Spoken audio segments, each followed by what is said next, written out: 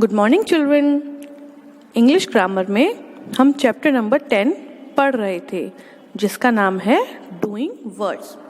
Doing words क्या होते हैं? Words which show some action और work are called doing words और वर्ब। मतलब ऐसे शब्द जिनसे हमको किसी काम के करने या होने का पता चलता है उसको हम क्या कहते हैं? उसको हम इंग्लिश में डूइंग वर्ड्स कहते हैं और हिंदी में कहते हैं हम क्रिया। मतलब कोई भी ऐसा शब्द जिससे हमको ये पता चले कि कुछ ना कुछ काम हो रहा है उसको हम वर्ब कहते हैं।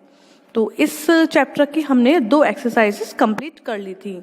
आज हम 3rd एक्सरसाइज करेंगे। 3rd एक्सरसाइज है read the cries of animals and birds and complete the sentences. नीचे कुछ एनिमल्स और बर्ड्स के नेम्स लिखे हैं और उनके द्वारा निकाली जाने वाली आवाजें लिखी हैं जो बोली जाती हैं एनिमल क्राइज और बर्ड क्राइज, मतलब कि उनके साउंड्स। तो हमें क्या करना है?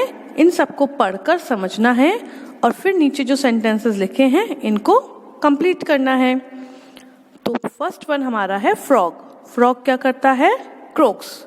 फ्रॉग क्या करता है? फ्रॉग की आवाज को क्या बोला जाता है? क्रोक्स। डोंकी ब्रेज। डोंकी क्या करता है? ब्रेज। स्नेक सांप की आवाज को क्या बोलते हैं? हिजेस। सांप की आवाज कैसी होती है? हिज ऐसे करता है ना। डक क्वैक्स करता है। डक कैसी आवाज निकालता है? Quack quack. कैट कैट की आवाज को म्यू बोलते हैं तो कैट म्यूज। कैट की आवाज कैसी होती है? म्यूज। लायन लायन की जो दहाड़ने की आवाज होती है उसको इंग्लिश में बोलते हैं रोर्स। क्या बोलते हैं? रोर। तो लायन क्या करता है? Roar. Crow caws. Crow caws. Crow की आवाज कैसी होती है? कॉज। बर्ड चर्प्स। बर्ड कैसी आवाज निकालती है? चर्प्स। तो ये तो थे एनिमल साउंड्स। अब इन्हीं से रिलेटेड नीचे सेंटेंसेस दिए गए हैं, इनको हमें कंप्लीट करना है। जैसा कि पहला आपके लिए करके दिखाया गया है, अ स्नेक हिजेस। स्नेक क्या करता है? हिजेस। यहाँ पे देखिए snake his. Next is donkey. Donkey क्या करता है? ब्रेज। तो हम यहाँ पर लिख देंगे ब्रेज। डोंकी ब्रेज। तो ये सेंटेंस हो गया। आप कहेंगे दोनों में डिफरेंस क्या है? डिफरेंस ये है कि यहाँ पे आपको ये बताया जा रहा है कि ये वाला जो एनिमल या बर्ड है ये आवाज निकालता है और ये एक सेंटेंस फॉर्म में है कि अ डोंकी ब्रेज। अ लगने से ही ये एक सेंटेंस फॉर्म आ गया, a donkey brays, a snake hisses, a duck quacks. Duck क्या करती है? क्वैक करती है। तो a duck quacks. A cat mews. A cat mews. A bird chirps. CHIRPS। A bird chirps. A crow caws. Crow क्या करता है? Cow cow करता है ना, उसको इंग्लिश में बोलते हैं caws. Frog croaks. CROAKS। A frog croaks. और लास्ट है अ लायन। लायन क्या करता है? रोर। A lion roars. तो ये वाली जो एक्सरसाइज है आपको ऐसे ही अपनी नोटबुक्स पर उतारनी है। A snake hisses, a donkey brays, a duck quacks, a cat mews, a bird chirps, a crow caws, a frog croaks and a lion roars। तो ये एक्सरसाइज कंप्लीट हो गई। अब हम देखते हैं नेक्स्ट एक्सरसाइज। नेक्स्ट एक्सरसाइज है underline all the verbs in the following paragraph. नीचे जो एक छोटा सा पैराग्राफ दिया गया है इसमें सेंटेंसेस को पढ़कर आपको ये बताना है कि वर्ब कौन कौन सी हैं। मतलब कौन से शब्द को आपको पढ़कर ये पता चल रहा है कि कोई काम हो रहा है। ठीक है, तो चलिए सेंटेंसेस को पढ़ते हैं। रिया इज एन इंटेलिजेंट गर्ल। तो आपको इनमें से ऐसा कोई शब्द है जिसको देखकर ये पता चल रहा है कि कोई काम हो रहा है? इंटेलिजेंट नहीं, ये तो रिया की विशेषता बता रहा है कि जो रिया लड़की है वो होशियार है, बुद्धिमान है। She comes back from school in the afternoon। तो वह आती है, यहाँ पे आने का काम हो रहा है। तो हमारा comes जो है वो वर्ब है, इसको हमने अंडरलाइन कर दिया। Back from school in the afternoon। अब इसमें कोई भी हमारा ऐसा वर्ड नहीं है जिसको पढ़कर हमको लगे कि इसमें कोई वर्ब है। She plays with her toys। वह अपने खिलौनों के साथ खेलती है। तो खेलने का भी तो काम होता है, तो प्लेज हमारी वर्ब हो गई। And reads book in her free time, और अपने खाली समय में किताबें पढ़ती है। तो पढ़ने का काम भी होता है, तो रीड्स भी हमारी क्या हो गई, verb. On some days she plays the guitar and goes for a swim, और कभी कभी वह गिटार बजाती है। यहाँ पे जो प्लेज है इसका मतलब बजाने का है, बजाने से है, खेलने से नहीं है। तो गिटार को बजाती है, जैसा कि यहाँ पे आपको पिक्चर में दिखाई दे रहा है। तो प्लेज तो हमारी वैसे भी वर्ब थी और बजाने से भी वर्ब बनती है। And goes for a swim, और तैरने जाती है। तो गोज फॉर अ स्विम मतलब क्या हो गया कि तैरने के लिए जाती है। तैरना यहाँ पर नाउन है और जाना यहाँ पर वर्ब है। शी ऑल्सो राइट्स स्टोरीज, और वह कहानियां भी लिखती है। तो लिखना भी हमारा क्या है, काम हो गया। She keeps all her things at proper place, वह अपनी सभी चीज़ों को सही जगह पर रखती है। तो ये वर्ब्स तो हमने ऑलरेडी पढ़ी हुई है ना, कीप एक वर्ब होती है, तो इससे भी हमको पता चल जाएगा। शी लव्स हर फैमिली, वह अपने परिवार को प्यार करती है। तो प्यार करना भी वर्ब होती है, किसी से प्यार करना मतलब उससे काम ही तो कर रहे हैं हम। Her father and mother also read books with her, उसके मम्मी और पापा भी उसके साथ किताबें पढ़ते हैं। तो रीड फिर से आ गई, यहाँ पर भी थी, तो रीड तो ऑब्वियस है कि वर्ब है। They listen to the guitar when she plays it, वे गिटार को सुनते हैं। तो सुनना भी एक वर्ब हो गई, है ना। गिटार को सुनते हैं जब वह बजाती है।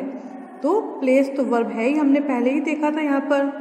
हर parents love her very much, उसके मम्मी पापा भी उसको प्यार करते हैं। तो यहाँ पर लव वर्ब है। तो हमारी कितनी वर्ब्स आई, comes, plays, read, write, goes, keeps, love, listen, बस इतनी वर्ब्स आई। और कुछ वर्ब हमारी रिपीट भी हुई। तो आपको ये एक्सरसाइज अपनी नोटबुक पर ऐसे ही करनी है। कैसे, पहले पूरा पैराग्राफ लिखिएगा और फिर इन वर्ब्स को लिख दीजिएगा। ओके, अब हम देखते हैं ING verbs. Some verbs end in ING, कुछ वर्ब्स जो होते हैं उनके लास्ट में हम आईएनजी लगाते हैं। ये चीज़ हमने ट्रांसलेशन में ऑलरेडी सीख लिया है, तो इसको समझने में हमको ज़्यादा दिक्कत नहीं होगी। They tell us what people, things और animal are doing at present. वे हमें क्या बताती हैं, वे हमें ये बताती हैं कि प्रेजेंट समय में, मतलब अभी जो समय चल रहा है, उस समय में कोई भी व्यक्ति, कोई भी वस्तु या कोई भी जानवर क्या काम कर रहा है। For example, a cow is grazing in the field. तो ये गाय जो है वो क्या कर रही है, वो खेत में चर रही है। ग्रेज मतलब क्या होता है, चरना। तो काउ जो है, गाय जो है, वो खेत में चर रही है, खेत में घास को खा रही है। तो ग्रेजिंग काम अभी चल रहा है। बर्ड्स आर फ्लाइंग, चिड़ियाँ उड़ रही हैं, तो उड़ने का काम अभी चल रहा है। Anil is writing a letter, Anil जो है वो पत्र लिख रहा है, तो लिखने का काम अभी चल रहा है। आई एम टीचिंग, मैं आपको पढ़ा रही हूँ, पढ़ाने का काम अभी चल रहा है। आई एम स्पीकिंग, तो बोलने का काम अभी चल रहा है। यू आर लिसनिंग, सुनने का काम अभी चल रहा है। तो आपने देखा इन सब वर्ब्स में आईएनजी लिखा है, तो ये काम अभी चल रहा है और ये हमें ये बता रहे हैं कि ये काम अभी प्रेजेंट समय में चल रहा है, प्रेजेंट टाइम में चल रहा है। The dog is lapping milk, मतलब दूध जो वो डॉग जो है वो दूध को पी रहा है, और जिस तरीके से डॉग दूध पीता है उसको बोलते हैं लैप। तो ये काम जो है दूध को पीने का, ये अभी चल रहा है। तो इसी के बेसिस पर अब हमको अगली एक्सरसाइज करनी है। तो चलिए, हमारी नेक्स्ट एक्सरसाइज कौन सी है, fill in the blanks using correct ING verb from the box. ये बॉक्स में आपको कुछ वर्ब्स लिखी दिखाई दे रही हैं, जिनको आपको नीचे के सेंटेंसेस में फिल करना है। उनको अच्छी तरीके से ढूंढकर कि कौन से सेंटेंस में कौन सी वर्ब फिल होगी। तो पहले हम वर्ब्स को पढ़ लेते हैं। Crying, cooking, watering, running, barking, shining, studying and sitting. Crying मतलब होता है रोना, कुकिंग मतलब होता है पकाना, वाटरिंग मतलब पेड़ों को पानी डालना, जैसे कि यहाँ पर ये व्यक्ति कर रहा है ना, तो ये वाटरिंग प्लांट्स कर रहा है। रनिंग मतलब पता है दौड़ना, बार्किंग मतलब भौंकना, शाइनिंग मतलब चमकना, स्टडिंग मतलब पढ़ना और सिटिंग मतलब बैठना। तो चलिए अब हम सेंटेंसेस को फिल करते हैं। Mother is dash food for the guest. Mummy जो हैं वो मेहमानों के लिए क्या करेंगी भोजन को। देखिए इनमें से कौन सा फिट होगा। Yes, she will cook. तो हम यहाँ पर लिख देते हैं cooking. Okay, the baby is dash. अब बेबी क्या कर रहा है, इनमें से बेबी क्या कर सकता है बताइए। क्राइंग। बेबी क्या कर सकता है, क्राइंग, क्योंकि छोटे बच्चे तो रोते हैं ना, तो baby is crying. The man is dash the plant. अब इस मैन की पिक्चर के बारे में बात कर रहे हैं कि ये जो मैन है, ये जो व्यक्ति है, ये क्या काम कर रहे हैं। He is watering. मैंने अभी बताया था ना आपको, he is watering the plant. तो हम यहाँ पर वाटरिंग फिल कर देते हैं। Cat is dash after the mouse. बिल्ली जो है वो चूहे के पीछे क्या करेगी बताइए। बैठेगी, पढ़ेगी, चमकेगी, नहीं भागेगी। तो हम यहाँ लिख देते हैं running. Okay, students are dash in the classroom. अब जो छात्र हैं, जो बच्चे हैं, वे लोग क्लासरूम में क्या करते हैं। आप क्या करते हो क्लासरूम में, आप स्टडी करते हो। तो हम यहाँ पर लिख देते हैं studying. Dog is dash at the stranger. जो डॉग्स होते हैं वो किसी अनजान व्यक्ति के ऊपर क्या काम करेंगे, उनके ऊपर भौंकेंगे। तो barking, BARKING। The stars are dash brightly in the sky. जो सितारे हैं या फिर तारे हैं आसमान में चमकीले तरीके से, मतलब चमकदार तरीके से क्या कर रहे हैं, चमक रहे हैं। सितारे हैं तो चमकेंगे, तो शाइनिंग। और लास्ट सेंटेंस है माई grandfather is dash on the chair. मेरे ग्रैंडफादर जो हैं, दादाजी जो हैं, वो चेयर पे क्या कर रहे हैं, कुर्सी पर बैठे हैं। SITTING, sitting on the chair.